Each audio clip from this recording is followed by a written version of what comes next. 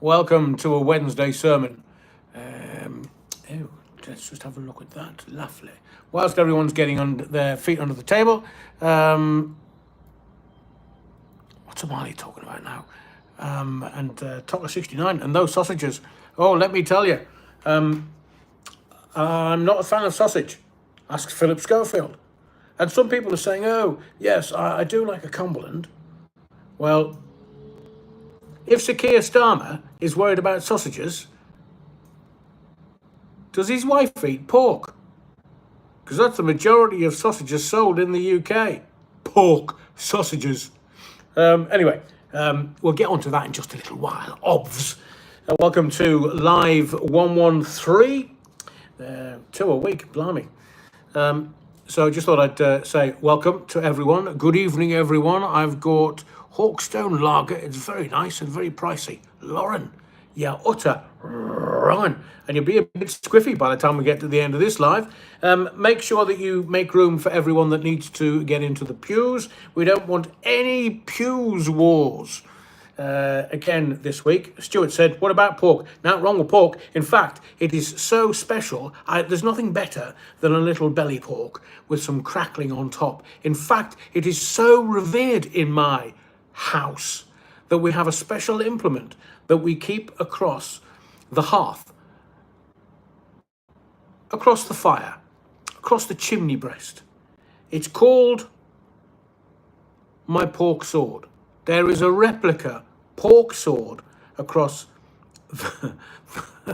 across the top of the fireplace in my home, I'll have you know. But it is racked to the left because it's not it's not an aggressive household. It has to be racked to the left, as I've indicated before, given you an education. If you go into any of these martial artists' houses and they've got like katana, wakizashi, and a tanto, they are the 3 blades that you are supposed to have on display within your home. And if it's racked to the right, it's a sign of aggression. Anybody coming into your home, it's a sign of aggression. Anything to the left, it's a sign of peace and welcome. So yes, I do have my tanto, my wakizashi, and my varying sharps and implements, along with an extremely long pork sword across the chimney breast, I'll have you know. Any room left in the pews, says Vixtex. Oh, there's bound to be. I mean, I'm sure the amount of time and the amount of time that people have been eating Battenberg, I'm sure that people are now a little broader in the beam. But I do hope that there's all my whips face left. All your bless you, Tableau Tracy. So welcome to Live 113. I don't envisage a long one tonight. Talking of length, but on Sunday I did think, well, I'll do half an hour just for continuity, and 2 and a bit hours later I was still going, so to speak. That's the reputation around Sunderland. Anyway. What are we going to talk about this evening? We're going to do it slightly different for this live. We're going to allow everybody to get their feet under the table till we get over 100 people in the pews, because this is a broad kirk. The body of the kirk is a broad church where we welcome everyone. And I've just realised something today, which I'm going to just write this down. What was the word I used? Yeah. Because as I go around daily, I had a terrible row with a pal about, it's gone. So basically what I'm going to have to do is I'm going to have to be sharp tonight, because we're going to do this slightly differently. I'm the audience and you're giving the sermon. I'm not joking. Yeah, wrong. All these in your... What do you mean? Innuendo? That was me thinking that was an Italian suppository. So tonight, I'm going to be the audience and you're going to be the ones joining the dots. Why do I say that? Well, I'm still abroad. I'm still an international man of mystery, and still have the Madonna with the big boobies, the fallen Madonna with the big boobies in the background, just airing it off so I can bring it back like a Banksy and flog it for a couple of million. Was it innuendos we were talking about? Or were we talking about... Hey, everyone, says Martine. Welcome, Martine. Wiki Videos. Welcome to the Body of the Kirk this evening. And please make sure there's plenty of room. We have plenty of altar wine this evening. And a little Battenberg. Stuart, yes, very distracting. As I can see, they're coming out my left ear. What we're going to do is we're going to join the dots together, because there's a few things been going on, but I haven't the daily rags. I mean, the stuff that I've had the front pages. What does jam jar sucker mean, double A? Jam jar sucker. I have no idea, Andrew James. Peter O'Brien, greetings from Jersey. Got room up front, says Michelle D. So I hear, Michelle. On tonight, TBT Live, we will be discussing when we've done the washing up. Tower block trace, what are you on about? Have you been having too much altar wine? You're wrong. Before we started. Careful, AA, shall have your eye out with those. I know, I can't even get Radio Luxembourg tuning those in. Katie Hopkins is touting Belfield. What? Oh, that was it. Yes, hang on a second. I've got to write that down. I didn't see that message. Can you repost it? What you talking about Belfield now? Evening, Adrian, says Penny Hen. Evening, Penny Hen. Yeah, wrong. So what has Katie Hopkins been saying anything about young Alex? Short cut pastry with raisins in it. Pennine counties. Well, I never. Celebrity Big Brother next year? No, Paul. Well, Belfield. Behave. He's not even a celebrity. He's just a magpie. We're going to talk about The Fallen and doing telly. And we're also going to talk about... well, we're not. We're just going to reference it because Katie's got enough of her knockers. And just that he's locked up about making videos about the bee. He's locked up about... Yeah. No, he didn't make... Young Alex didn't make videos about the BBC. He broke the law of the land. Now, some people have said continuously, Adrian, you have an obsession about Alex Belfield. No, I worked with him. I knew him. He came round to my house for food. I went round to his... Exactly. Tablock Tracy. Belfield is a celebrity stalker. Went round to his for dinner. Came round to mine for dinner. And he is in jail for breaking the law. The stalking and harassment law. Schofield TV. Paul Morton. Yeah, going to talk about that. Philip Schofield on Epstein Island. Paulie Galtier. Deserted Island. Katie's a smart woman, and when it comes to Belfield... we'll jump in with this because I want to reverse the way we do this particular live this evening. Right, come here. Let's have me close-up shot, Mr. DeMille. Katie has not come out, has come out and wants to talk to Nigel Farage about standing for reform. Well, I never. Young Katie has aspirations in politics. Oh, she'll get slaughtered. Now, I wish Katie well. If she has decided that she wants to distance herself from people that have broken the law, I understand that Farage and Reform are distancing themselves from one of her best mates, Tommy Robinson. So I can't work out how she's going to be best mates with somebody that Reform Party are distancing them. Somebody's just said, can you back away from the camera because half your head's missing? I'll wave at you. Tart. So I'm not sure how that's going to work. On the one hand, you're going to have the Reform Party who want nothing to do with Tommy Robinson, and then you've got your best mate Tommy Robinson on the other hand. But if Katie wants to go into politics, I wish her well. Because that's when the mud's going to start being flung. But let's face it, it's done some no end of That's not his head, that's a breast, says Wiki Videos. I'm surprised Katie supports Alex when he took money from people. Of course, Martine. I think there may be an element of...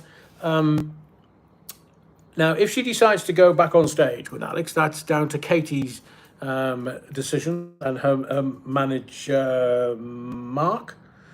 I mean, a pair of them have been to see young Alex in jail. Was that to deliver bad news?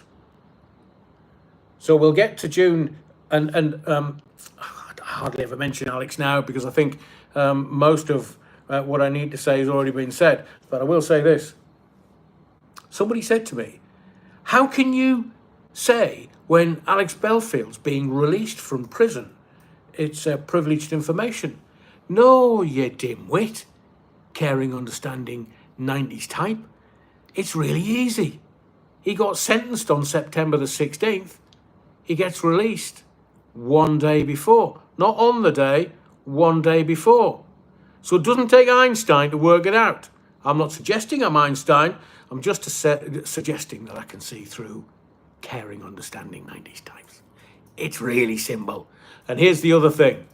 And don't ever, ever doubt this. As Stuart says, I noticed when she said Alex was doing well, she looked at the floor. Alex is coming out a completely different man. I'm hearing all kinds of things from impeccable sources. Because those sources know that I speak truth on this channel. I don't make it up.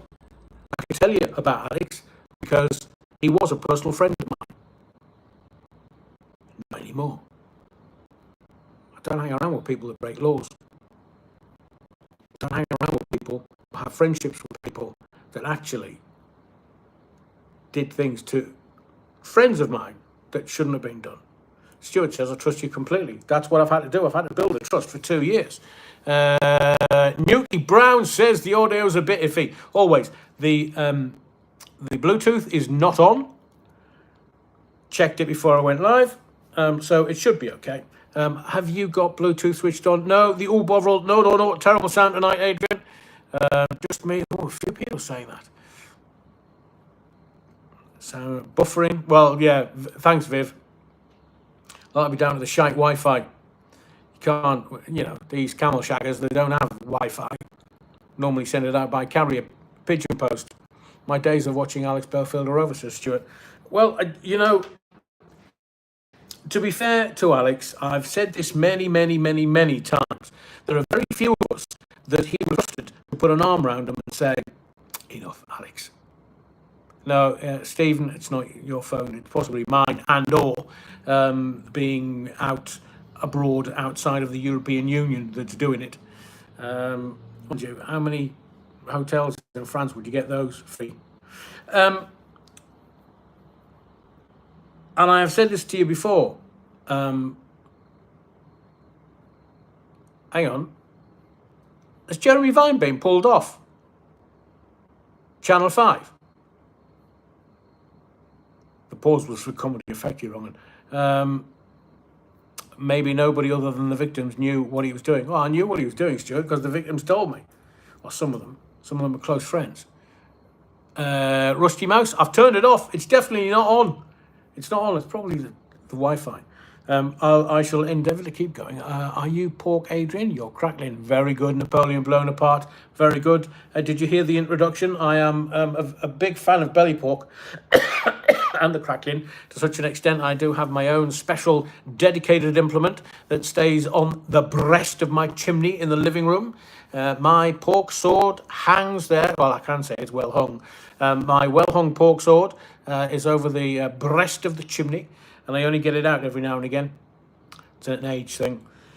So, as I was saying about Alex, he broke the law. It's as simple as that. And people can try and defend him. You can't defend the indefensible.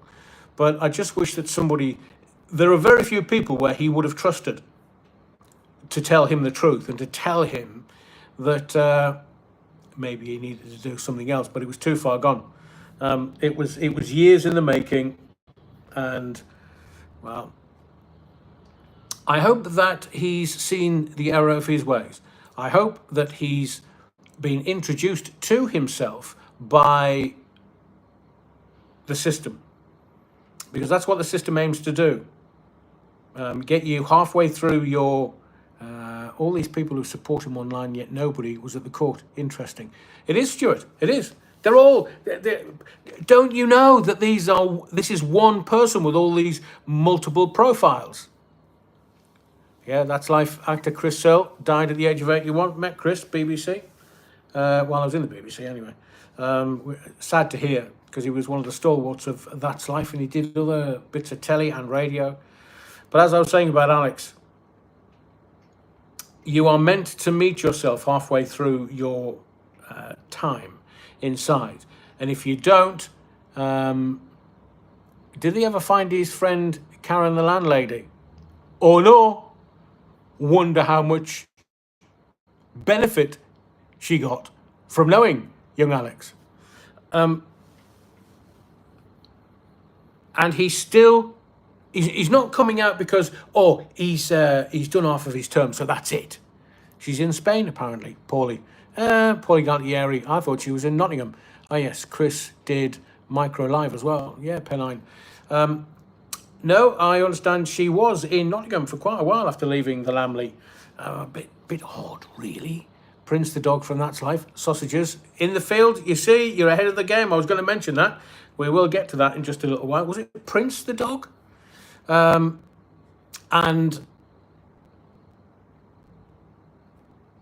so when Alex comes out of prison,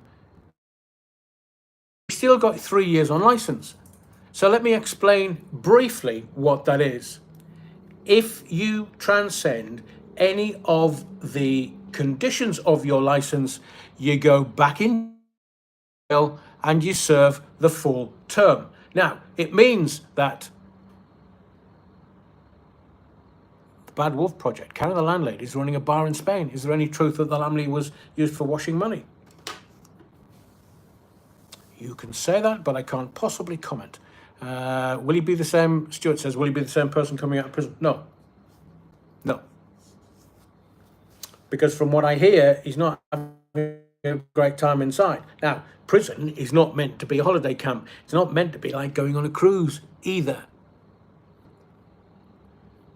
When he comes out, he'll be on license for 3 years.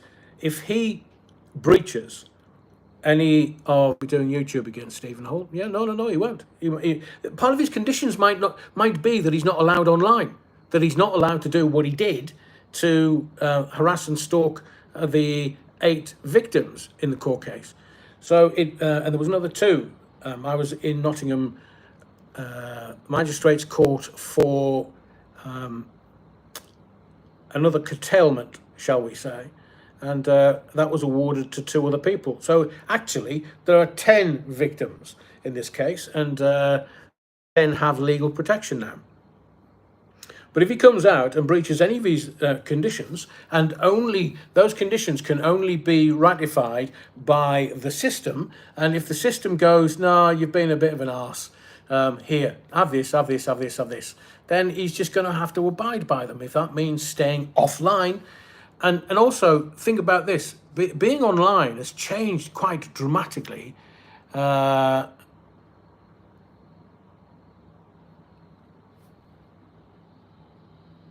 world has changed. Yeah, you said you never seen Alex so thin when saw him on the video link. He's not having a good time of it. Don't care what Katie Hopkins says. You see, I knew Alex before Katie, from his teens. And I know what he's about. So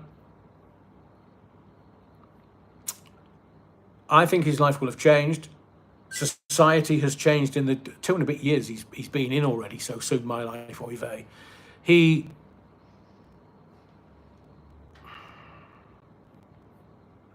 Different government, different restrictions.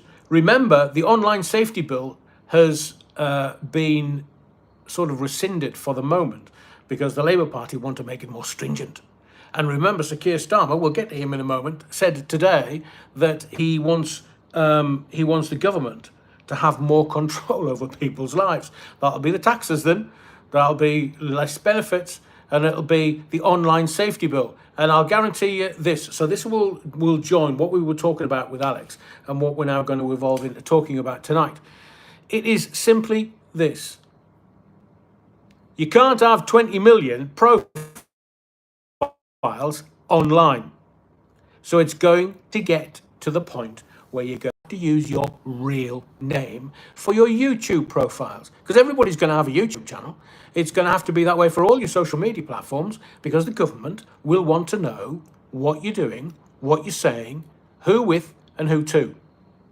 Now I can do this because I don't care. Yeah, unleash the sausages, English boot camp. Never mind release them, unleash them. Did you see Starmer kissing his missus?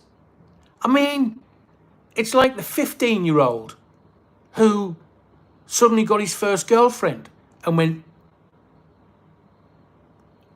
Now, as we say in the Northeast, you could lick his lips and clag him onto a window pane. Because how are you, man? Sakia? I thought you were a married man with 2 kids. It's like 2 ducks mating. Donald and who's the other one? McQuack. Hopefully that didn't freeze at that point. So I think just to tie the Alex Belfield thing up, if Katie wants to get into politics, good luck with it. She's been in the media. She's my first gal had my tongue down her throat. I hope you retrieved it safely, Alan. And politics is just the entertainment arm of the industrial military complex. She's already military. She graduated from Sandhurst, and then had an epileptic fit on the parade ground. So Steve Jones, I was trying to put up some cases of Battenberg up the Kirk's back passage. Did somebody lock that door? We can't have the body of the Kirk with the parishioners in, with the back door locked. No, unleash the back doors. Steve, good to have you here. Napoleon blown apart. TMI, Alan, what are you saying? She's missing half of her skull from the epilepsy, she said. Well, I'm not quite sure which bit. It must be the back bit, because I can see it from the front. No, Stephen, she's not going Labour or Tory. She's going Farage and Reform. Seemingly, she's at Farage. My words, not hers. At Farage to, allow her into Reform. Yeah, Battenberg and Jesus juice for all. Just don't take more than a mouthful. Would be the first time I've had my back doors kicked in. Lovely. Top of her head, she said. On me head, Davy. So Alex is, he's almost yesterday's man. He's almost walking backwards into obscurity now. He's not going to come out and do the, yeah, I'm out of Chalky. No, he's not, because he's not going to be allowed online. Stephen Hall said Labour or Tories, both the same, yeah. As the Americans say, different wing of the same bird. Or we English, being a little more, well, rough around the edges, we say different cheeks of the same arse. Nottinghamshire kicked in Alex's back door. Well, he didn't show you. The polish. But I can't. I mean, why would... I've noticed over the last... Whilst Alex has been inside, there's been an epiphany for Katie. And as I say, I wish her well. Because epiphanies don't come along 10 to the dozen. And they're not even like London buses. Half a dozen arrive at the same time. The epiphany's been a slow evolution for Katie. And she's gone from being the shock jock. Because that's, in essence, what she was trying to be. But on the telly and in the media. And be shocking. Well, actually... truth is more shocking than just being shocking for shocking's sake. I'm a man that knows the difference. I'm a man that's been doing it since '89. And when I shock, it gets even shocking when the person that receives what I'm telling them realizes the truth to it. And then it takes their breath away. Not, talking about stuff that is just crass rather than shocking. And as a man that studied the real shockers, the James Whale, the Scotty McClues, the Alan Robsons to a certain extent, James Stanage and Clive Bull in London, and again, Tommy Boyd, and all the real talent that has been late night phone-ins in this country. they've done shocking things, but the real shock is actually in being truthful, not being shocking for shocking's sake. But Katie's in a much better place now. Brian Clough was a shock jock. No. Brian Clough was a personality. Didn't need to shock anyone. Brian, do you know the difference between most people that today that are being shocking in social media are not actually like that away from social media? I mean, P. Diddy's just filth, seemingly. Why has Megan Fox deleted all of her? Alan says the establishment hated Cloughie. Oh, yes, they did, because he wouldn't do as they would tell him. He would be like in the top. What was his famous line? Oh yeah, in the world's greatest manager, he'd be in the top one. Clough was a very friendly guy. He was wonderful, Neil. He was wonderful. So I think watching the epiphany and evolution of Katie Hopkins has been wonderful, because that's what life needs to do to you. You need to find out and understand about yourself. Like this thing, this meat suit that we all wear, we are literally a soul having a human experience. AA will write a book and go behind a paywall. No. Who? No swearing, please, gents. Brian, Alan, yes. So we are a spiritual being wearing a meat suit, being propelled through the universe at millions of miles an hour, because the Earth is moving and rotating. And it's wonderful to see someone who is having that evolution, that personal evolution. And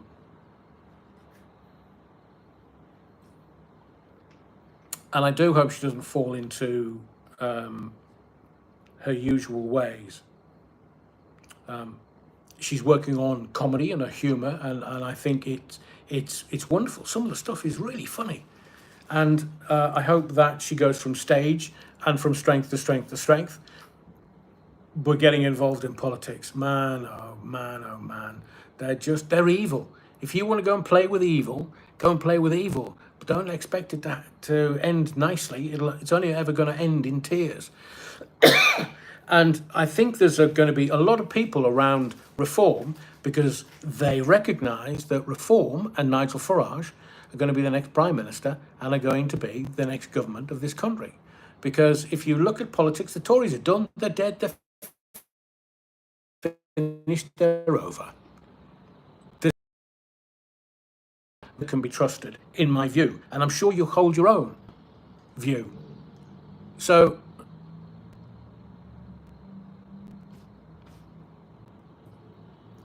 Lauren, true, Leeds hated him more. 40 days. Have you not seen the wonderful film Damned United? Oh, has there ever been a film where you've thought at the end of it, oh, I want that to happen again. I want it to start immediately from the beginning.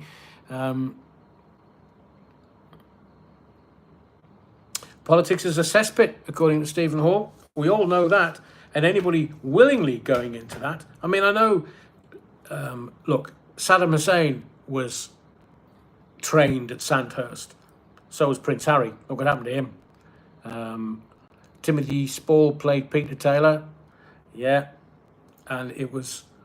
I'm not going to tell you my Clough story or stories tonight, but I will just say this, that it's going to be interesting to see how Alex re-emerges and how Katie emerges in 2025, because I do believe she's onto a very, very good thing. 27 quid a ticket to go and get 90 minutes. Friend went and said she was funny. She told some stories about her life and, the stuff that she'd been involved in, the court cases and things. And him and his wife went and said she was very, very good. Very good. And that's a wonderful thing from someone who's had it tough. I'm talking about Katie. She didn't deserve some of the things that she eventually found herself involved in.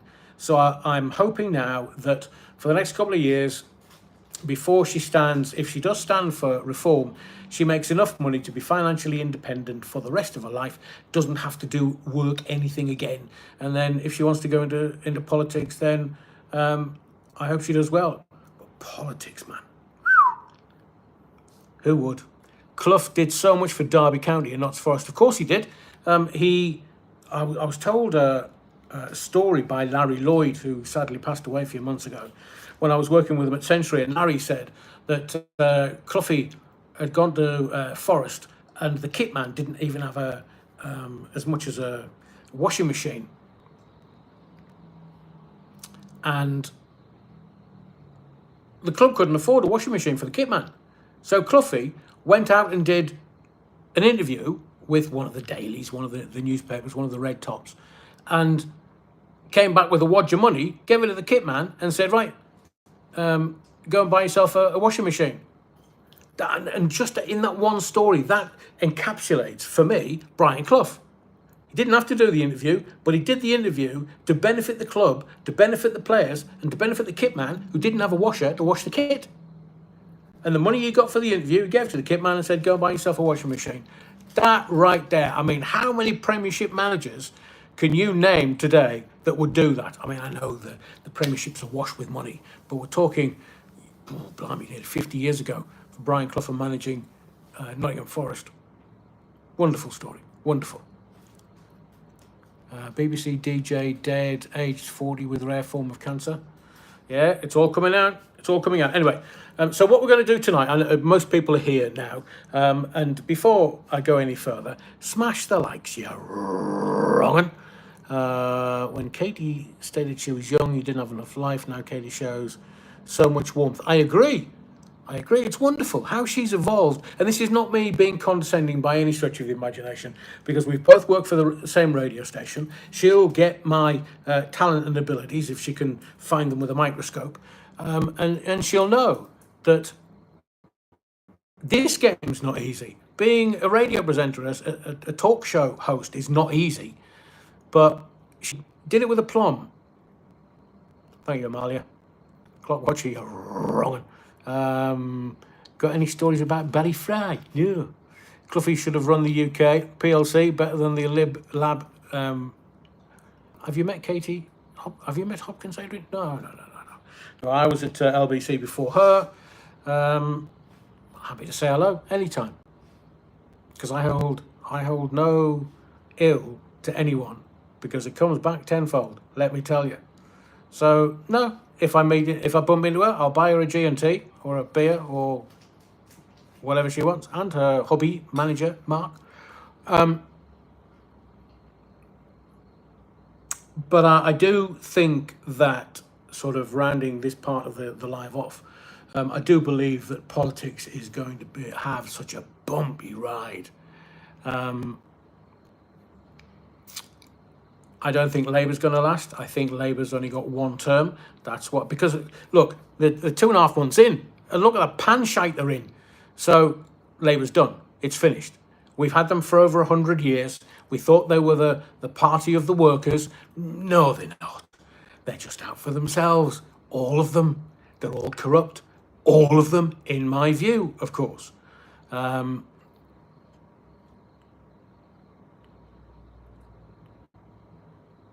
GG says, is Philip Schofield coming back to our TV screens? Oh man, GG, if you'd been paying attention for the last 2 years, I said he was coming back. I kept doing polls. Do you want him to come back on your telly? Remember the Daily Mirror? We want Philip back on our TV screens. Here, Foxtrot, Oscar, man. 5 looning years. God help us, says Amalia, about the Labour Party, I know. I'm hunkered down, hiding from a hurricane. I must say, I'm enjoying tonight's show. Thank you, Adrian. Thank you, Marge. Schofield back on Channel 5. On his own, honest Schofield, I think would be fair to say, because he's off to a... well, I don't think he's going. I think he may have gone. So they've recorded it. So I keep telling you that when Schofield went unwise, but not illegal, yeah, it was Guinea Moral. Is it Epstein's Island, Stuart, or just a desert island?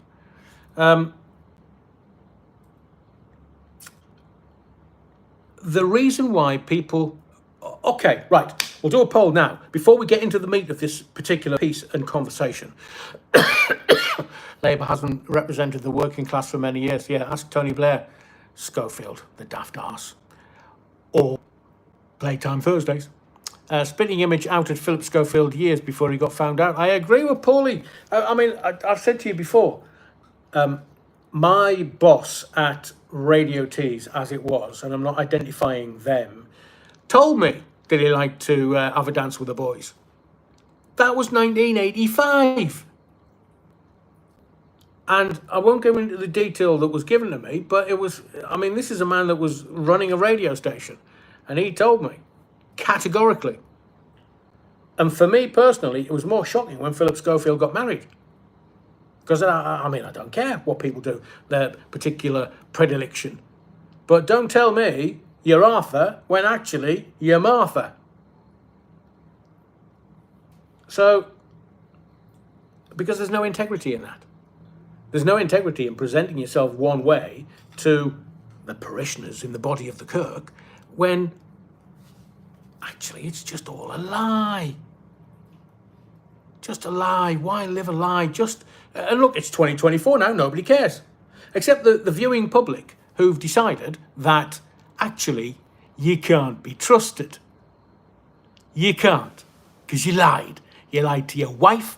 You lied to your kids, you lied to your management team, you lied to the TV channel, you lied to your work colleagues, you lied to Holly, you lied to every human being that was standing in front of you. Is that integrity? No. So I'm going to ask you a question. 1 for yes, 2 for no. Do you want Philip Schofield back on your TV screens? Please vote as many times as you want. Do you want Philip Schofield, top 69, you're wrong. Do you want Philip Schofield back on your TV screens? 1 for yes, 2 for no. Adrian call. Now, actually, somebody's just said it was that quick, just makes him suitable for work at the BBC. You bet your sweet bippy. Got any Polaroids? So at the beginning, and I've ran this story from roughly the time at the beginning of the channel when his brother was jailed, and then it all kicked off at this morning, and then Holly went, and then he was like, "Oh, it's only Playtime Thursday," and then he was putting the chap in the taxi to go to work at this morning, and then I wonder who it was that paid this chap's legal fees. And I wonder who it was that paid this chap money to keep his mouth shut. That right there is corruption. That right there has no integrity. That right there is someone I do not want on my TV screen. I wonder what his psychiatric nurse says. More meds. I mean, I know Schofield started at the BBC. Why do you think he started at the BBC? Sorry, I've got a bit of an itch. You're going to have to watch that on replay. But, as I say, he was working at the BBC in the broom cupboard. My gaffer told me. But it took 40 years to come out. I mean, really?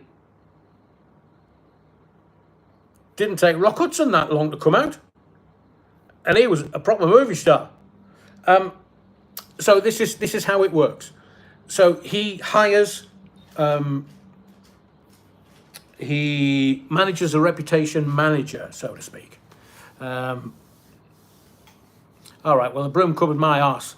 Pennine, he might have had the door slightly ajar. So you hire a reputation manager, and what they do is they manage the press, they manage your ability to earn money, and there was talk of Schofield coming back on the telly. And I was saying all of this because I just didn't believe that it would be beneficial for him to come back on the telly. Who's going to benefit? Channel 5 or not? I'll make a prediction.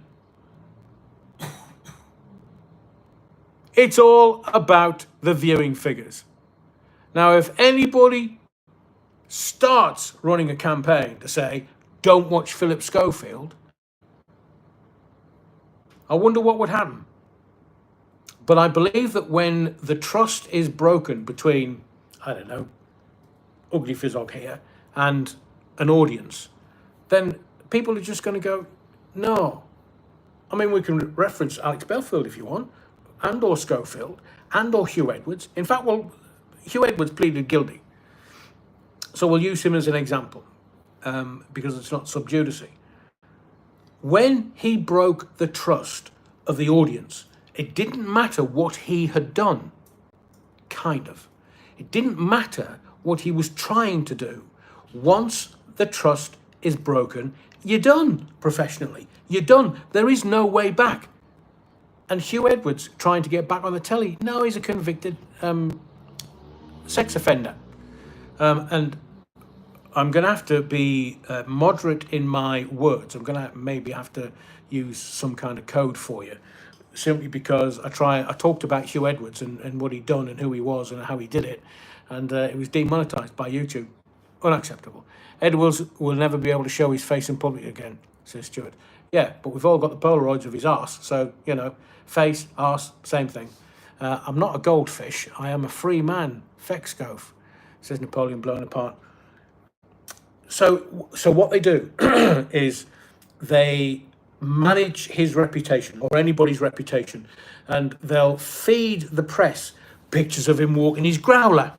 That's first time that Philip Schofield will have been fingering a growler. And seemingly his daughter's his manager, so the daughter would take him for a walk and the growler, and they would take snaps, and it would be put in the press. And then they would use that with focus groups. They'll put these pictures in front of focus groups saying, do you like Philip Schofield?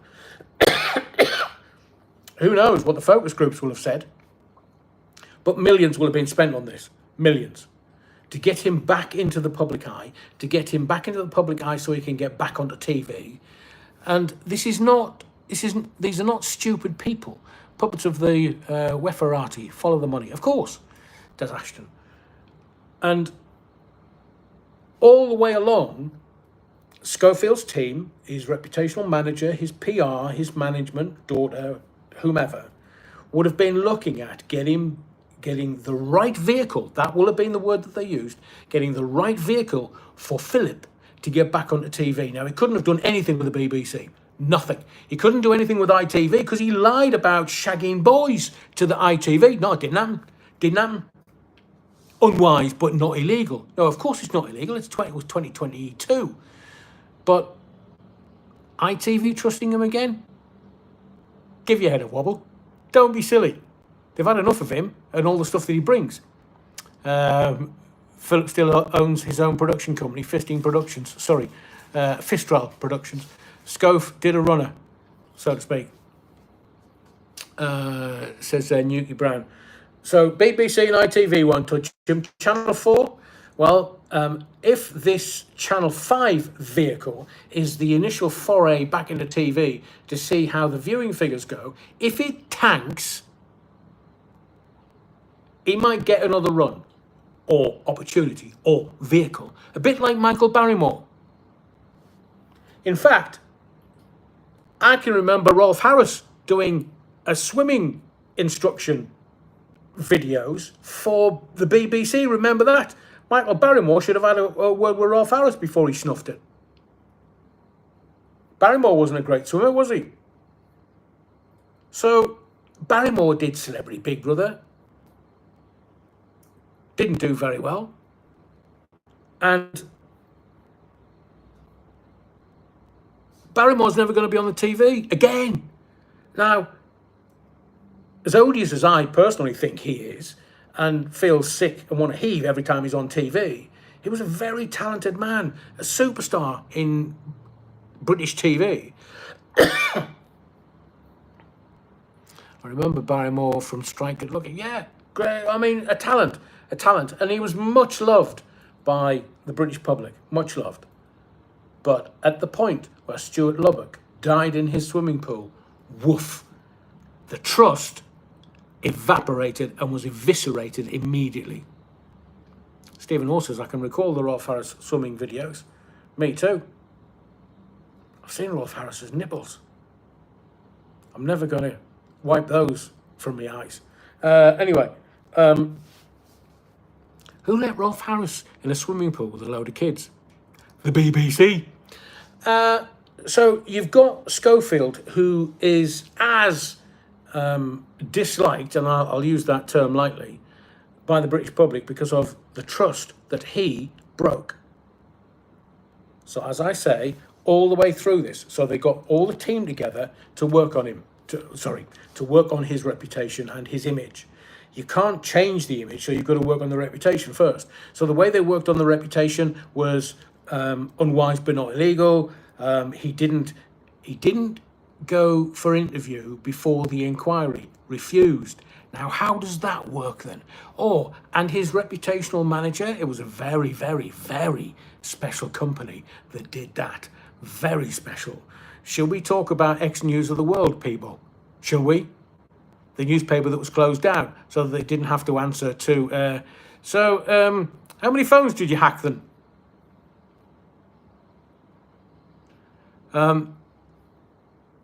Lenk, Fair, Clough, Paulie Galtieri, there's a good one. Yeah, but you didn't see him in the boat with the kids, did you? Saw him outside, thumbing a lift. And so the people that he's got managing him are very talented. They know how to deal with the media. They know how to deal with everything. They were drafted in, and then there were certain things that were put in. So there was the we want Philip back on our TV screens, front page of the Daily Mirror. There were pictures with his growler that his daughter would have set up with some pap. Remember, it was always the same corner. It was always the same dog. It was always the same shot. But it happened over 3 or 4 months where it just kept popping up, and then all of a sudden, he's a bit chipper. He's doing this and he's doing that, and I was thinking, hang on a second.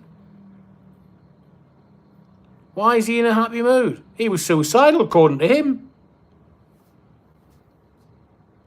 And now we find out today why. Channel 5. Honest Schofield. Sorry, on his own. So he will be knocking out. It doesn't matter how many Thursdays he gets on this. Is it a week he's doing, or 2 weeks, or a month or something, on a Treasure Island? It's a comedy opening. You can take him if you want. Barrymore is now TikTok star. People only follow him out of interest, of course. Did you see Eamon Holmes' reaction on Schofield coming back? Because Eamon knows. And Eamon doesn't have to play the political game with ITV. His wife does. Haslington and Ramsbottom municipal pools.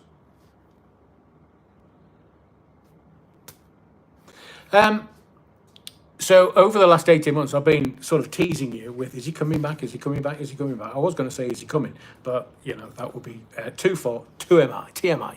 My late mother bought me Rolf Harris 2 little boys when I was a kid. Stop making me cough. Did you have a xylophone? Remember that xylophone that Rolf Harris promoted? Xylophone where you can make your own music up. Even that was a bit odd. So Scope's coming back, Channel 5. He's going to do some survivalist thing on an island. Does he get days off on a Thursday?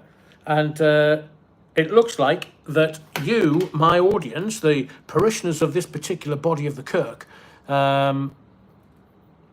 is that right, Paulie Galtieri? Eamon binned Ruth because she tried to defend Schofield. Really? I thought it was because he just wanted a completely different life, and Ruth didn't. Thankfully, Ireland has no Channel 5. We're going to record it for you, Stuart, if you want. So, Scove coming back. Now, there's a question. Do we watch it out of some morbid fascination to see what he looks like in Budgie Smugglers? Or are they going to have special reruns on a Thursday? Is he going to have a young aide de camp? Hang on. Napoleon blown apart. I was posh. I had the Xylophone Plus. Or I bet your I bet your steel pen was bigger than everybody else's Napoleon blown apart. So, are we going to watch out of morbid fascination, or are we just going to not watch at all? I mean, the press are going to be all over this. I don't think he try as much as he wants to come back to telly because there's big money in TV. If he can get back to the level he was, he's doing millions and millions and millions a year. Now he's in his 60s, so he's barely got 10 years left in any telly presenting. I mean, can you imagine looking at a 60-odd-year-old bloke with no kit on and budgie smugglers on a treasure island? So glad I didn't have dinner before I started this live. The thought of it makes me want to go. Should we stay with showbiz, or should we go for the showbiz for uglies? No, that's what I was going to ask you. So for the next 5 minutes or so, we're going to play a game. Shall we play a game? Schofield and Clough to release new versions of The Young Ones. Phil will be okay with... it's gone. Oh, back to the xylophone. It's going too quick. Anyway, we're going to play. So normally I would join the dots for you, but this week I don't have access to English-speaking newspapers. I mean, it's all I can bear to have Hello Akbar at 7:30 every evening, but wouldn't trust him near a runner bean, let alone a runner, says Toxic69. Shall we play a game? Thermonuclear war, will you videos? We're not far away. Told you. Now, I want to explain. So I'll tell you what I want to do tonight. Then I'm going to explain something to you, because I've been dropping hints about things that I hope you've recognised and kept in there. So I don't have access to the English-speaking newspapers. I don't. So I want you to join the dots for me. What's the big news stories, apart from Schofield on a desert island? I mean, he can go to the Maldives for that and do nothing for a month. TV idea, celebrity nonce island. Remember Holly saying the sofa wouldn't be the same with Philip, says the woman who wanted him gone. Showbiz. Sick and tired of war goblins. I'm going to tell you something, Vixtex. So for the longest time, for all the time that I've been running this channel, I've been saying to you that there is a plan afoot. It's not the WEF. It's not. It's kind of the globalist agenda, but not the globalist agenda. It's running in parallel, and it's called the Rothschilds owning the world's central banking system. Because once they own the banking system, they own you. Doesn't matter what Klaus Schwab wants to do. Doesn't matter what the WEF puppets say. We're going to do this and we're going to do that and we're going to tax you this and we're going to tax you that. If you own the banking system, you own everyone. So the Rothschilds are 6 or 7 countries away from owning every single cent in the world ever. Now, these are the countries that are left. China, Russia, North Korea, Iran, Syria, Venezuela, and Hungary. I'll say that to you again. There are certain countries that the Rothschilds banking conglomerate system, family, however you want to describe them, don't own. And the game is to own them. Now, obviously, China and Russia are going to prove a little problematic if you want to get control of them. But there are still to go. Iran, North Korea, Hungary, Venezuela, Syria. Who have I missed out? Let's do it again. China, Russia, Iran, North Korea, Syria, Venezuela, and Hungary. They are the 7. Now, in this week alone, because it's been reported outside of the UK, and I will guarantee you it has not been reported in the MSM, the mainstream media in the United Kingdom. And what is that, Adrian? Syria's president has recalled all Syrians from around the world to go back to Syria. Have you seen that? Oh, you haven't? Fan my brow. So the Syrian president has asked the Syrians to go back to Syria. Why would he be doing that then? No, I'm not going to tell you. I'm going to tell you this. Venezuela has expelled a couple of Americans for spying for America. Now, I've told you, keep an eye on these little countries that just appear to be a little problematic. Why is that? Because they're not giving up their bloody banking system, are they? Because remember, we're going to have digital currency. Once they get anywhere near controlling all of the central banks, bang, in will come the digital currencies so that they will control you. Venezuela. Well, it's oil producing. Syria. Oh, it's oil producing. Iran. Oh, it's oil producing. Just keep your eyes on these countries, because there will be a huge push over the next 5 or 6 years or so to get the smaller countries certainly, and if they go boom with Russia or China, then you know why. But if you see any reportage in the mainstream media around Venezuela, Syria, Iran, North Korea or Hungary, you know what's going on. They won't tell you. I'm telling you. Because you can see it a mile away. When you know what they're up to, you can ask David Icke, ask him. So,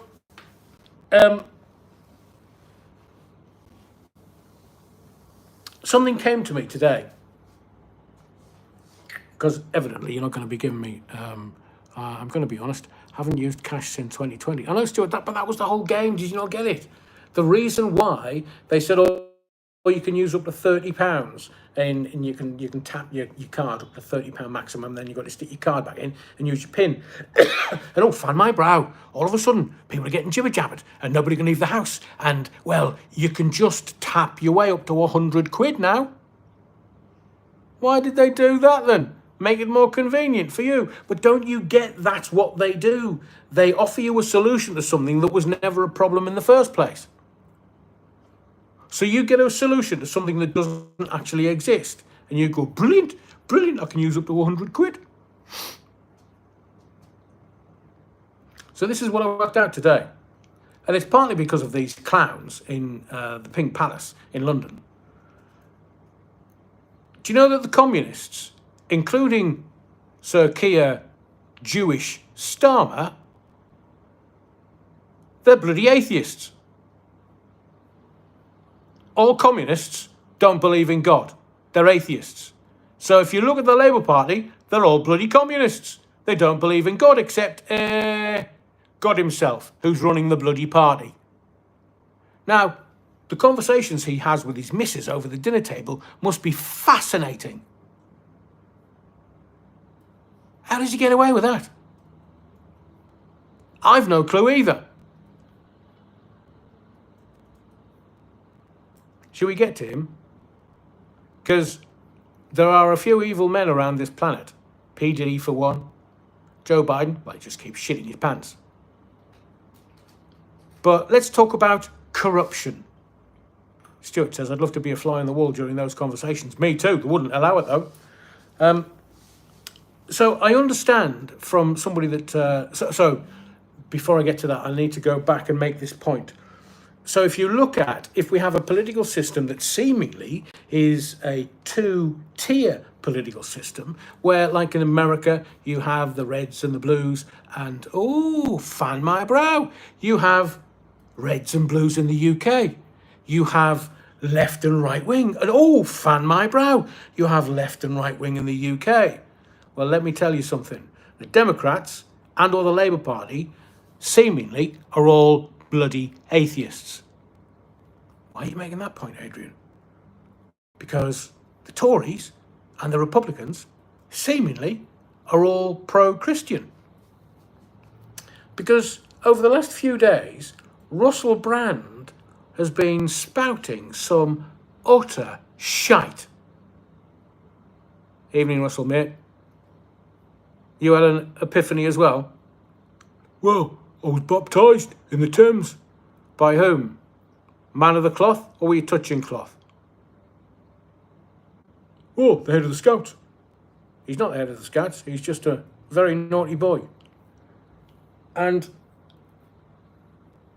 so the right wing, you have the left wing, the communists, the atheists. And then you have the secular, which is kind of midway between the two, for the benefit of the people. Now, that's what this current Labour Party is saying they are. They're secular.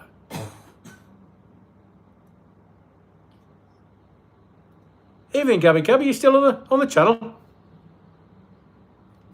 Good to know, big lad. So you've got the communists and the left wing and the Labourites and the Democrats and the atheists. And then you've got the secular for the benefit of the people. And those leaders that are secular are revered for decades and decades and decades after they've snuffed it. But then you've got the right wing.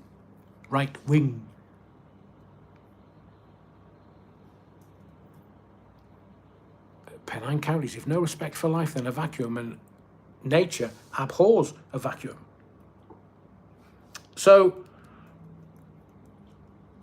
it's this movement towards the principle of God, biblical, if you wish. And I just thought secular is pretty much godless.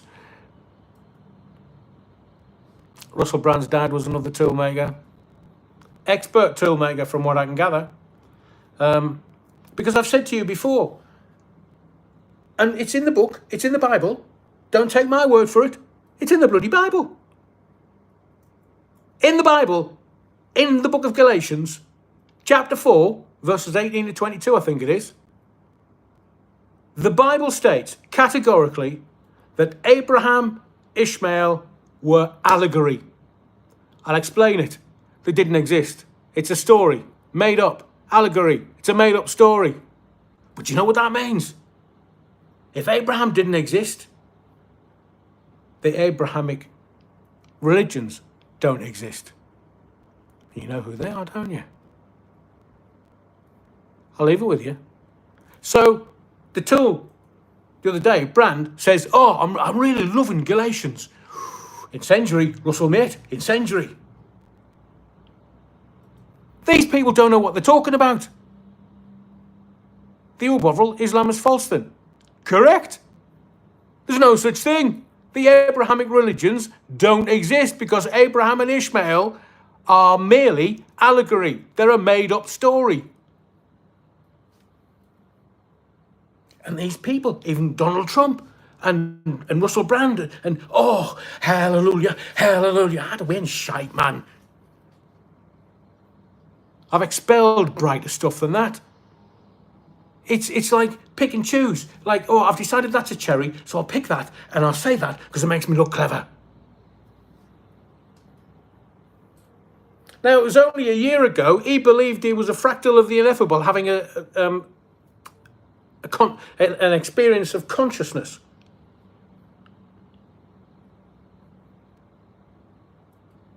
He's not even an aging hippie, Stephen. Look, he U-turns more often than Keir Starmer. You can't go from, well, I'm actually God having an experience of consciousness, to I believe everything in the Bible. Now, the way that archaeology is going, it's proving the Bible to be true, or certain elements of it to be true. So you can't just say, oh, well, archaeology is proving this true and that true, and some of the things in Jerusalem, they're actually there, and they say in the Bible that they're there, and we've just found them. So if you're finding archaeological evidence for the Bible, then the Bible must be true. In which case, the letter to the Galatians must be true. Oh, I say. They're not going to like that. Any of them. So let's talk about Starmer the Harmer. I understand, and I mean, I've chosen the perfect week to get away from the Labour Party conference. It's comely this, and comely that, and the brother this, and can I ask you a question? I mean, I'm not the brightest, but so you've got a man and a woman talking, and another man, say, or woman comes along and addresses those two people as brothers. How can a woman be a brother? How does that work then? So the comrades, the communists in the Labour Party, I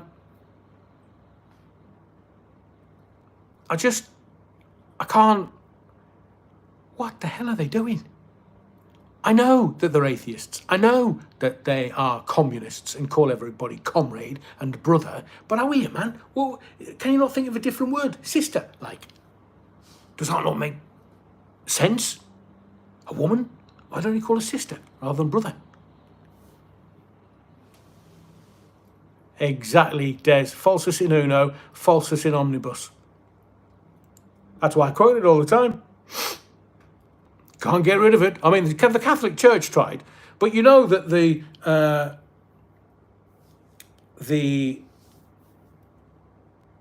Roman Empire realised that they'd overstretched it a bit, and then just morphed and became the Catholic Church. So the Roman Empire still exists. Just its centre is, Rome.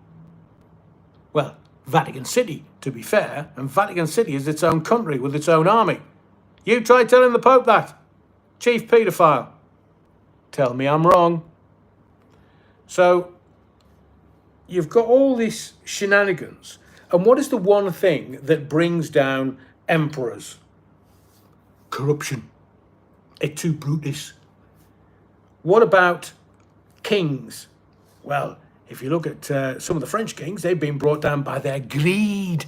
I mean, look at our king, bless him. Seemingly, there's an update today from Charlie about his cancer. Not seen it, don't know what it is. Is he dead yet? I wish him a long life before anybody says anything. I wish him the best health and a long life. Next Sunday, you'll have to read those important parts straight from the Bible. I will. There's no need for me to lie. Book of Galatians, I'm telling you, allegory, made up stories. Let's get to Starmer, because he's really entertaining now, even though, he uses his personality as contraception. And when you see all the pictures tomorrow, if you get to see the pictures tomorrow, look at the way he kisses his wife. He's like a 15-year-old behind the back of the bike shed, man. Are we here? Not a grown man leader of the Labour Party. Had a weird man, Kia. And Free Gear Steer. Free Gear Kia. I can't even say it. Free Gear Kia. He's, how comes his son? They fed the poor Christians to the lions. With those glasses. Yeah. So, you'll notice when there is, we'll call it an attack on Sir Keir Starmer as leader of the Labour Party. And look, he's in politics. So that's what happens. Shit flies, most people duck. He can't because he's the leader of the Labour Party. Makes Boris's wallpaper look small beer. Don't mention beer and lockdowns. They'll all be sacked, including Keir. And, well, Rich Boy couldn't drink beer because he's a Hindu, isn't he? He don't drink alcohol. Makes a shit ton of money, though. And Boris, well, he's just a clown. So, Starmer's son got the equivalent benefit of £20,000. I mean, what bloody house was he staying in to study for his GCSEs? Not even for his degree or his A-levels, his GCSEs. And he went and stayed with a family friend. And they declared it 20 grand's worth. So not only is Starmer and his missus, thereby his kids, getting tens of thousands of pounds tax-free from a donator to the Labour Party and declaring some but not declaring all. I mean, couldn't they have built him a granny annex at the bottom of the garden or something, or bottom of the estate, or bottom of the county that they own? These are multi-millionaires. £12 million gaff got to pay to stay in the field. Great point. So Starmer, free accommodation for his son, costing 20 grand. And now he's telling people the state will take more control in people's lives. So obviously, one rule for them, one rule for the rest of us. So they can take hundreds of thousands of pounds in benefits, some of them cash, real benefits. 2 grand pair of glasses, 2 grand, 10 grand, 20 grand suits, loads of dresses for the missus, because, well, we've got to look good for the electorate. No, you don't. Michael Foot didn't. Oh, you forgot Michael Foot. Looked like a bin lorry man. Wore a donkey jacket. Remember? Was it at somebody's funeral?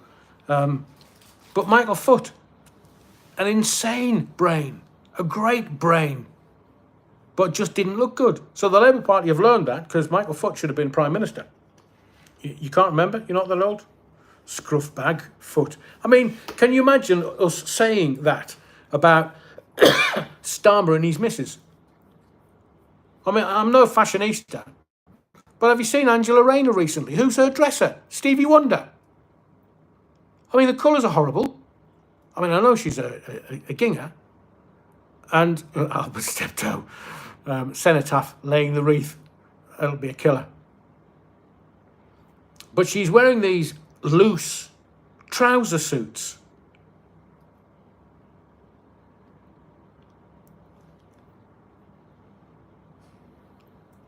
They look like a bag of shite, said a spokesperson once. Free Taylor Swift tickets. Oh, look, Tower Block Tracy, he can have them. Honestly, I'd pay him to take the bloody Taylor Swift tickets. No, man, me ears. Talking about George Soros, just a little aside. We'll pause everything there. Park it there. I need to tell you this. George Soros, Taylor Swift's manager, owner, record company, everything. He's just bought 200 radio stations in America with 165 million people listenership. Oh, I wonder why that is. What propaganda are they going to spout out? And if they got anybody that disagrees with Soros, then they'll get fired. Watch it. I'm telling you, watch it. This is a man that's been fired from more radio stations than you've had hot dinners. I'm telling you, George Soros is going to sack all the right-wing commentators in his 200 radio stations, 165 million listenership in America, coming up to the next presidential election in November. Mark my words, George Soros is evil. Until, obviously, Taylor Swift backed Kamala Harris, blowjob Harris. I don't even think she wanted to. Just found a letter from my mum to me dated 1974. I was 9 years old. Brilliant, Amalia.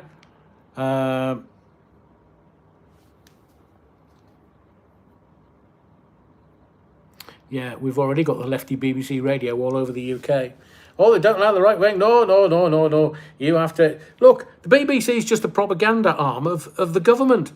They just do as they're told. Sometimes they'll bite back. Sometimes they'll go, no, we're right.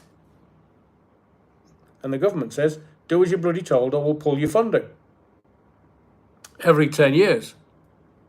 Soros, free placards. I know exactly that. There's so many...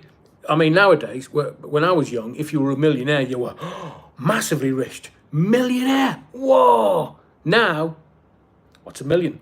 Price of a house now. So you've got to be a billionaire to be anything. And you've got all these billionaires.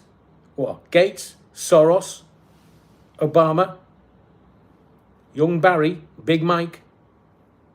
Have you seen the Diddy video yet with Barack Obama, whoever he is? Absolutely shitted, trying to speak. Brilliant. Former President of the United States. Do you think Alfie Joey was pushed from BBC Newcastle? Has he gone, Alfie? He was there for years. I have no idea about the story, so I would comment if I could, but I don't really know the story. Starmer 2 one day. So, as I said to you on Sunday, he's got more chance of saving our sausages. As I've said, they won't be pork ones, not allowed in his house. Are they kosher? That's the Starmers, not the pork chops you're on. And they're taking all this money. There's more and more things coming out. Now, we can joke aside, we can talk religion if you wish, but it's a rocky road if we talk about all of that. Let's talk about something that is really, really prominent and obvious that most people are missing because it's hidden in plain sight. You see it, the Sausage Party. Schofield will be the first in the queue. Gaza Sizzlers, the old Bovril, and Alfie's last show was 28th of October 2022. Wow. Well, I mean, I don't listen to BBC Newcastle. Busman's Holiday. Gives a show. Let's talk about what is hidden in plain sight that everybody is missing. It's this attempt to assassinate, politically, Sir Keir Starmer. So they've been in, I don't know, 10 weeks now? And in those 10 weeks, it's been nothing but attack, Sir Keir Starmer. He is the focal point of all of the attacks, whether it be the winter fuel payments, he's getting it, but his Chancellor isn't. You've got his Chancellor and his second-in-command, assistant, deputy, whatever you want to call her, Ginger Growler, saying, yeah, I'll not take any more donations. And everybody went, what? Because we only thought it was Sir Keir Starmer taking the donations for his glasses and his suits and his wife's schmutter. No, they're all at it, but it's only him that's being attacked. And then today, his son gets to stay with a family friend in some mansion that would be the equivalent of 20 grand's worth of freebie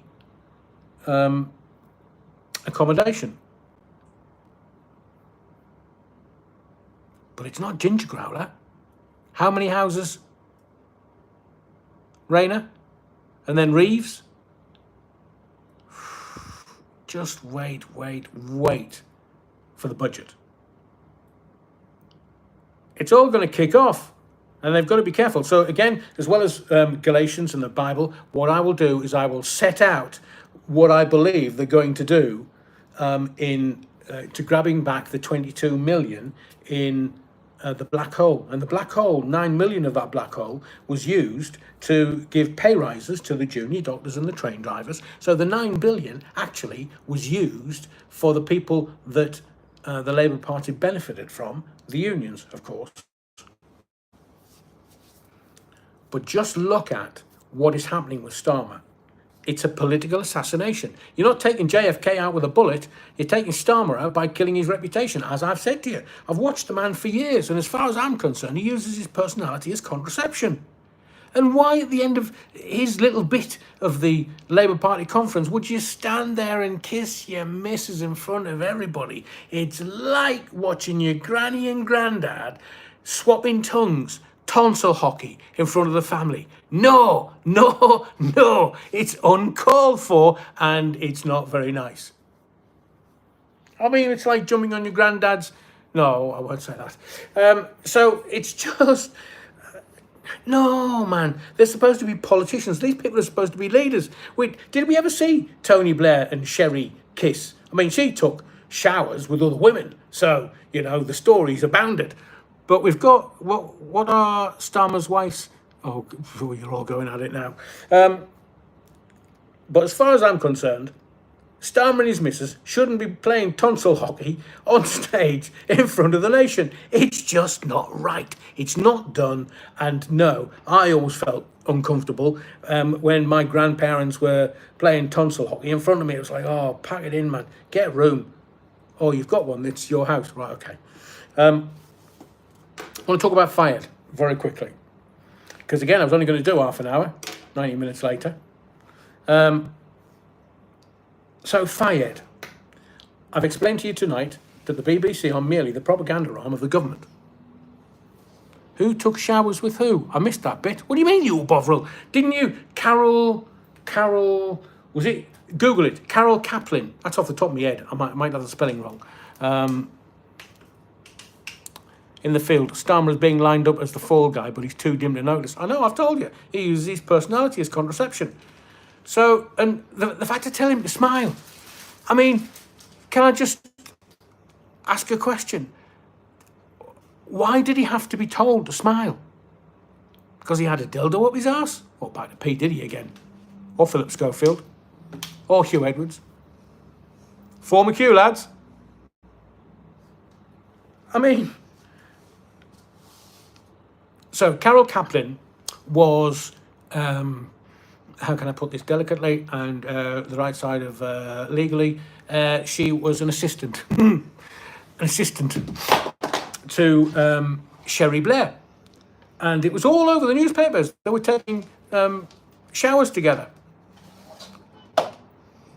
What was that? Is that like a Prince Charles happy finish? Well, you don't know that one either? Oh, I'm giving you far too much entertainment this evening. Far too much validation and far too many great stories. You've never heard of Prince Charles and a happy finish. He's king now. He could have me beheaded. So Carol Kaplan used to have showers for Sherry Blair because she was washing her aura or something, or her chakras or something, and they were deeply embedded into all things hippie. Not golden showers. No. Better than Peggy Sue. Oh, definitely. Back to P. Diddy again. I mean, are you following the P. Diddy story? I told you 6 months ago that this was going to happen. I told you. You said aura, right? No, not aura, not Kiora, the drink. Aura, A-U-R-A. And according to the newspapers, I'm sure it was Carol and Sherry that used to have the... Go and Google it. It'll be all over the press as it was, blimey, nearly 30 years ago. But I want to get to Fayed to almost round things off. I was going to have... I noticed how not Rita Ora...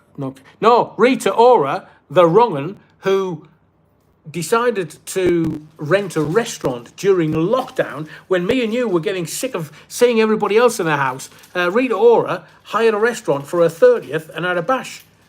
And then it came out that she wasn't in lockdown and neither were her mates. She booked it off to Australia.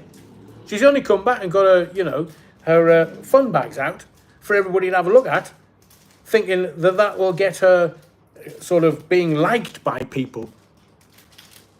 No, I've got a long memory. I remember what she did for her 30th birthday party. She can Foxtrot Oscar. Stephen Holman, my mother can't stand Blair. Me neither, even when he's got a sweaty shirt. So I want to sort of round off where we're going tonight, the next 5 minutes or so, with Mohammed Fayed. Now, as I said on Sunday, the Al epithet is kept for royalty in Egypt. Go and do your research. It's fact. So the Al, Mohammed Al-Fayed, is kept for royalty. His name was Mohammed Fayed, the Fayed brothers that bought Harrods. I told you his background. But can I tell you something? As I say with Starmer, I feel this is a political assassination of a man that, whether he's trying to do best by the country or not, this is still a political assassination because I've told you, they wanted to get Starmer, to use Starmer to get Labour into power, to make sure that Labour got into power. And once Labour were in power, and I told you this before the general election, they were going to get rid of Keir Starmer in favour of Ginger Growler. That's the game. That's the whole shtick. They're still at it. This is a political assassination of Sir Keir Starmer. And Ginger Growler, oh, she's just sitting in the background, sharpening her knives. How many homes? So, the Mohammed Fayed story. I used to call him Mr. Fayed. That's good enough for me.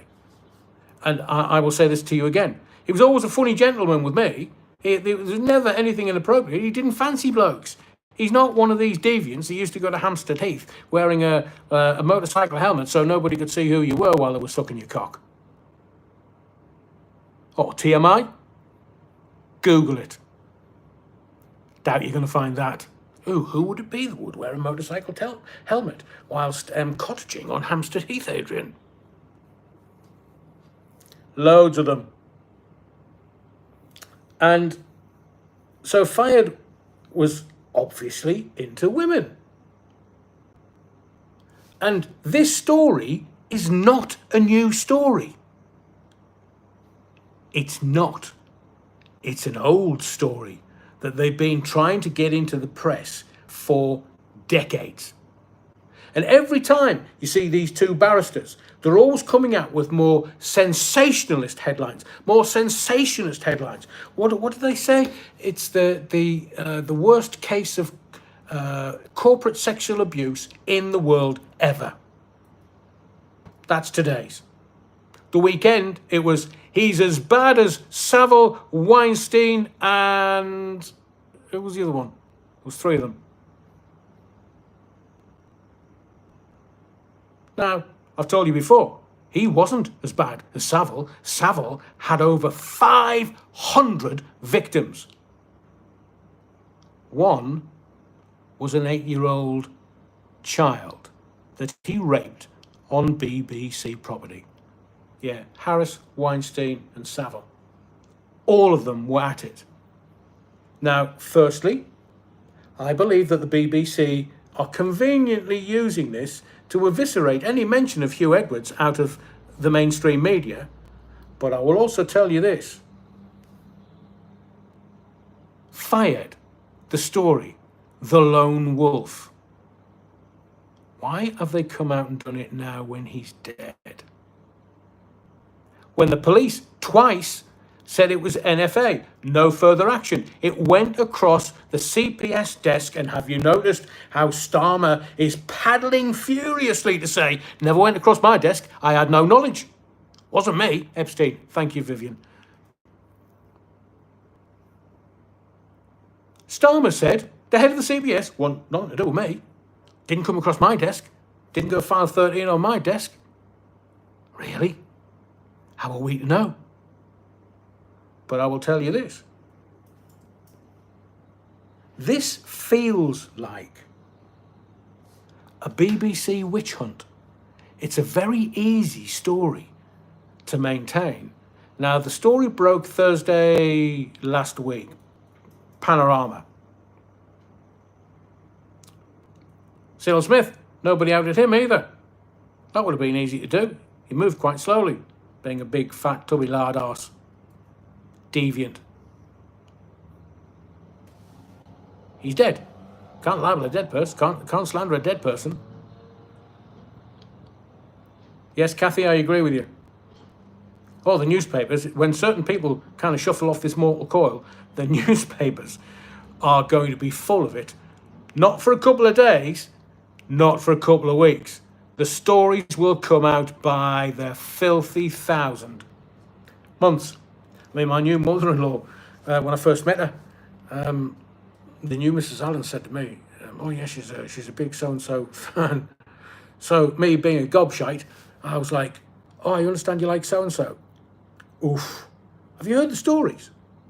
No. Lord Boothby, Vix Tex. Yeah, that's why one of the twins couldn't get out of jail.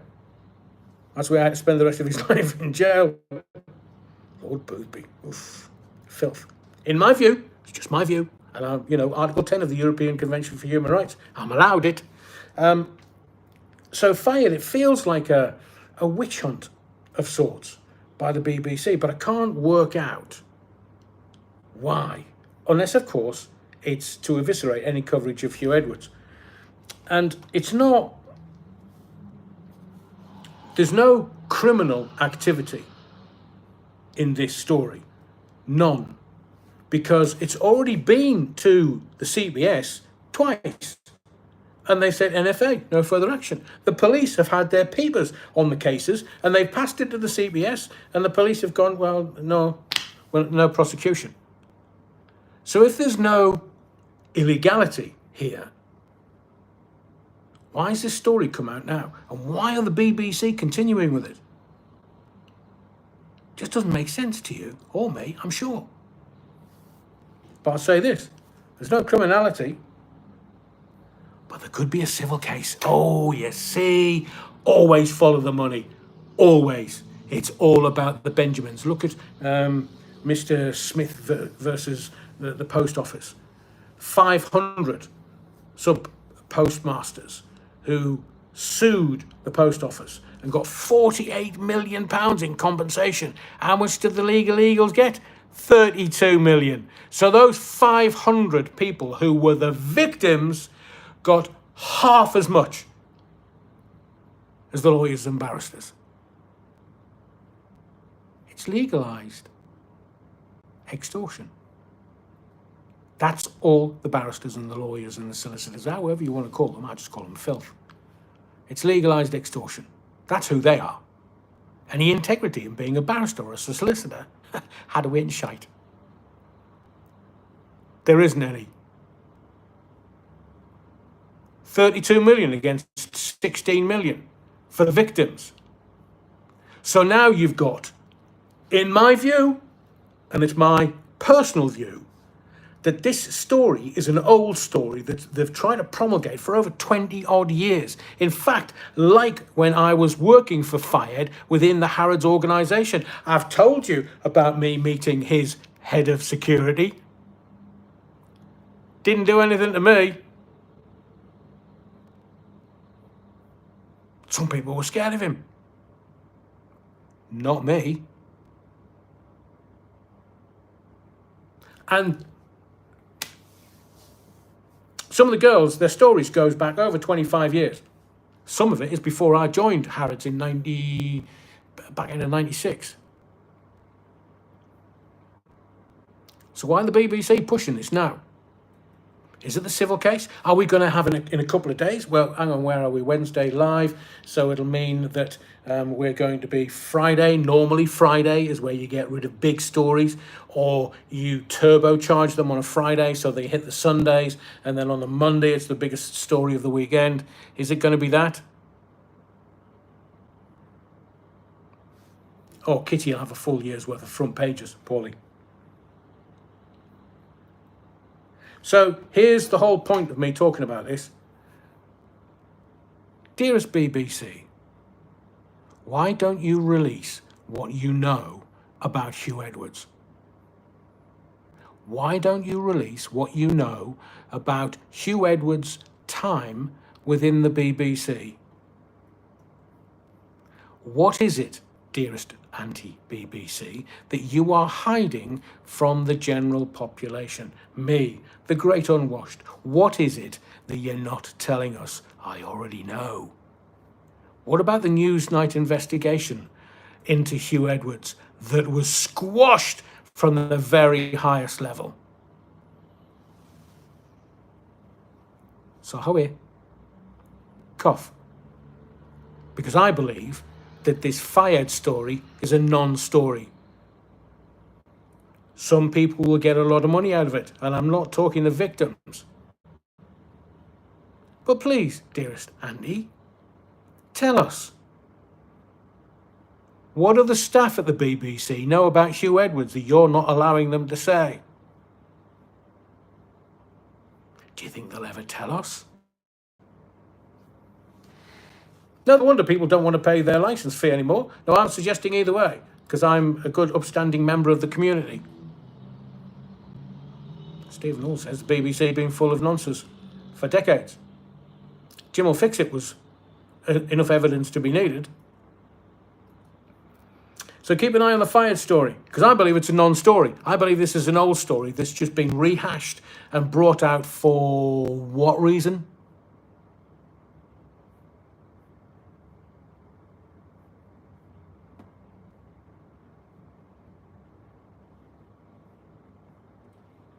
Don't forget, I'm on X. It's at Adrian Allen. If you are on the platform X, then please join me, because I can get a lot more out on there than I can here, because there are certain truths that are allowed on X, but they're not allowed here, and I'm just playing by the rules.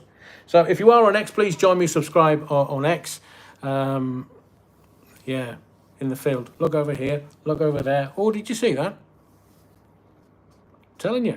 What did the BBC know that was in the Newsnight investigation into Hugh Edwards that they squashed? What was it that the BBC told the victims of Hugh Edwards within the BBC? Shut your mouth.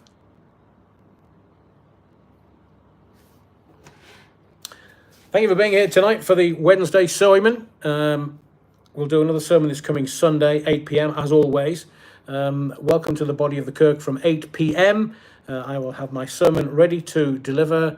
Keir Starmer, being worried about immigration does not make you far right. What? Has he been on the cooking sherry tonight when he got home or something? This man's an utter lunatic, if that's a direct quote. Hang on, he was trying to tell everybody that was demonstrating on the streets that they're far-right thugs who were demonstrating about immigration. Wow. Maybe that's something we'll see in the news tomorrow. Maybe we'll talk about it on Sunday from 8 p.m. But normally we take the big news stories of the week or the last couple of days and we sort of do a deeper dive on these lives. So thank you very much for being here for live 113. My name's Adrian Allen. Please smash likes on your way out of the Body of the Kirk. Take your Battenberg with you. It's always nicer when it's got a little hardness to it. And don't forget to take the altar wide, otherwise the choir boys are going to have a party in the morning, and the last time I had to smack their bottoms and send them home to their families. At least that's what I told the judge. Be well, stay safe, and I'll see you Sunday for the next live, 8 p.m.